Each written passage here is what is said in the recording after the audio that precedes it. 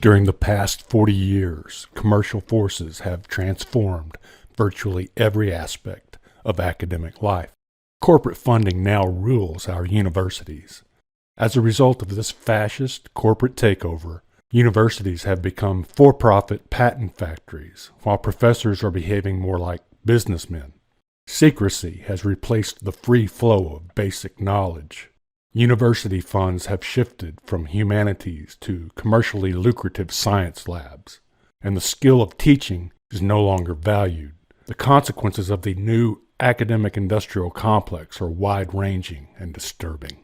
This leads us to a so-called study that's recently been launched at our community by misanthropic vegans serving the dark agenda. The aim of this propaganda piece attempts to leave you with the impression that the healthy and bioavailable iron in red meat causes cancer. However, when we examine the authors of this vulgarity and look into their affiliations, we find something very disturbing, but something to be expected in today's climate of economic sluttery and our corrupted universities. Case in point, meet Stefan Grimm.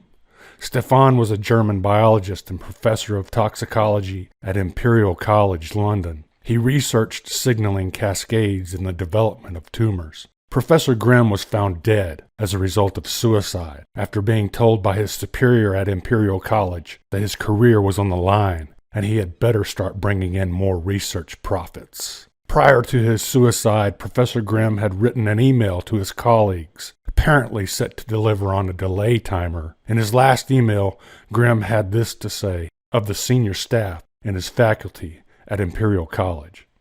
These formidable leaders are playing an interesting game. They hire scientists from other countries to submit the work that they did abroad under completely different conditions for the research assessment that is supposed to gauge the performance of British universities. Afterwards, they leave them alone to either perform with grants or being kicked out. Even if your work is submitted to this research assessment and brings in money for the university, you're targeted if your grant income is deemed insufficient. Those submitted to the research assessment hence support those colleagues who are unproductive but have grants. Grant income is all that counts here, not scientific output.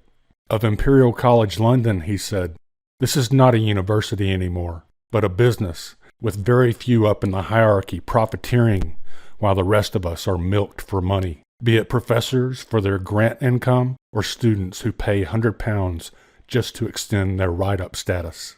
Suffice to say, anything that comes out of Imperial College London has been soiled by the dark agenda.